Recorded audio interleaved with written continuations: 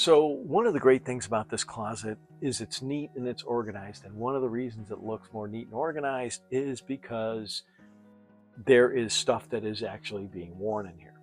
If we're being honest, and most of us, when we go into our closets, oh wow, there's at least a third of this stuff that has not seen the light of day in years.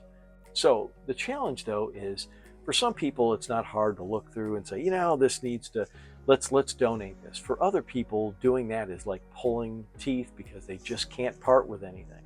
If you're that type of person, you need somebody to rough you up. And I don't mean physically now. I need somebody that's going to talk sense into you. So who might that person be? Well, if you don't have a friend that will tell it like it is and tell you, hey, girlfriend, boyfriend, you got to get rid of that stuff. In those scenarios, I would recommend getting a professional organizer. Those people literally work on helping people declutter spaces, and they'll tell you what you may need to hear, but you don't want to hear.